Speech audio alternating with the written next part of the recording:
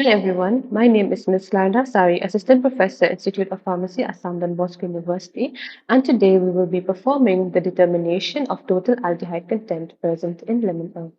Now, before we proceed for the test, we must first understand why we perform this determination.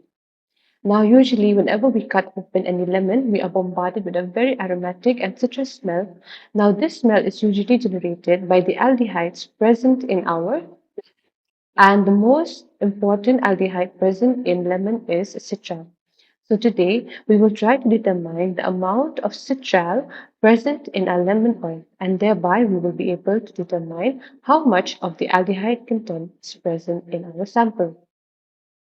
Now the principle for this test is usually based on the process of oxidation reaction. Now, in this case, since we have already said that the important aldehyde present in lemon oil is citral, so what happens is citral, it reacts with hydroxylamine hydrochloride to form an oxime. And apart from the oxime, it also forms water and free acid. And the free acid being generated here is hydrochloric acid. Now, this free liberated hydrochloric acid is then titrated with a standard alkaline solution, and we determine the endpoint with the help of an indicator. And usually, we go for this methyl orange indicator. And using a formula, we will be able to determine how much of the aldehyde is present in our sample. Now, the reaction that takes place during this entire process is we first take our citral. Now, citral is usually already present in our lemon oil, and this citral it will react with the hydroxylamine hydrochloride reagent. Now, what happens here is oxidation process takes place, and a citral oxime is being formed. Now, here we also see that water is being liberated along with free hydrochloride. Now, this free hydrochloric acid, whenever we react it with potassium hydroxide, it will give us potassium chloride as water. Now, one point that we have to remember here is that whenever we use one molecule of our citral, we always liberate one molecule of hydrochloric acid. Now, because of this, we find that if there are more number of citral present in our sample, then more hydrochloride will be present and they will be liberated. And based on that, whenever we titrate with potassium hydroxide, we will be able to determine how much of our citral is present in the sample. Now we will move on to the procedure and we will learn it more in detail as to how the process takes place. So for our today's experiment, we will be preparing 100 ml of our hydroxylamine hydrochloride solution, which is our reagent, and 0.5 normal potassium hydroxide standard solution. To start off with, we will take 4.5 grams of our hydroxylamine hydrochloride and we will dissolve it in 13 ml of deionized water until and unless it is clear. After that, we will make up the volume to 100 ml with tert butyl alcohol or 60% ethanol. In our experiment for today, we will take 60% of our ethanol to make up the volume. That is, we take 87 ml of our 60% ethanol. And we adjust the pH to 3.4. So to make our 0.5 normal alcoholic potassium hydroxide, we will take 2.81 grams of our potassium hydroxide and dissolve it in 5 ml of water. After which we will make up the volume to 100 ml with our ethanol. And we will be using methyl orange indicator for detecting the endpoint. So I have already prepared the hydroxylamine hydrochloride solution and also the 0.5 normal alcoholic KOH, which has already been filled in this already. Now we will take our sample, that is lemon oil.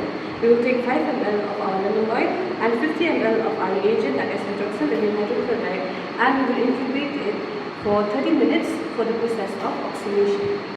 So I have taken 5 ml of our lemon oil and I will pour it into this stoppered flask. And now I will add our 50 ml of hydroxylamine, which has already been whipped.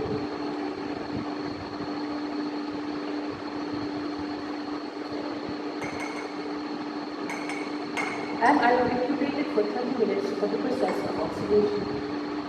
So after 30 minutes, our process of oxidation has finally come to an end, and now we will add our methyl orange indicator to our sample plus our reagent.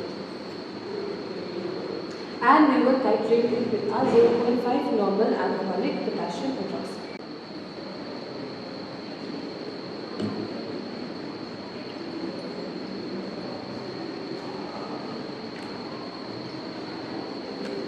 Our initial reading right now is 0, and we will check what is our final endpoint.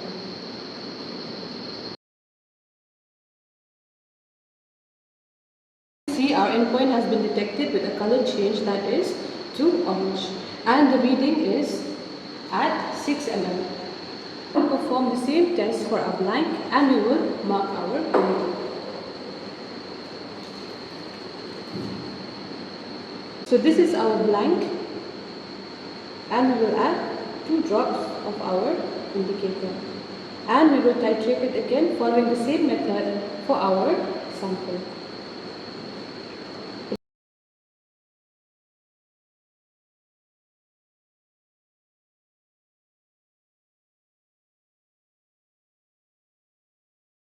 So as you can see, even our blank has shown a color change, and it is from 0 to 2.5 ml. So for an accurate reading, we have to repeat the experiment only for our sample for at least 3 readings, and then we will take the average and we will go for our calculation. Thank you.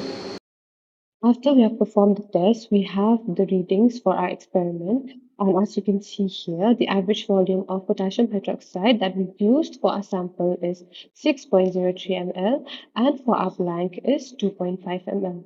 Now, with the help of this formula, we will be able to calculate how much percentage of citral is present in our lemon oil. Now here, V1 is nothing but the volume of the potassium hydroxide that we have used for our sample. V2 is nothing but the volume of potassium hydroxide we use for our blank. N is our normality. In this case, we use 0.5 normal potassium hydroxide. So we will substitute the value of N to 0.5. And we have 0.1522. This is nothing but the milli-equivalent weight of our citral. And we divide it with our volume of the lemon oil that we used for our ETA experiment, and we multiply it with 100. Now, after substituting all the values, we will find that our percentage of citral that has been used, the percentage of citral that is present in our sample is 5.32%. I hope that this video will help you in understanding why we perform this test, how we perform this test, and how to calculate the percentage of citral present or any other aldehyde present in our sample. Thank you.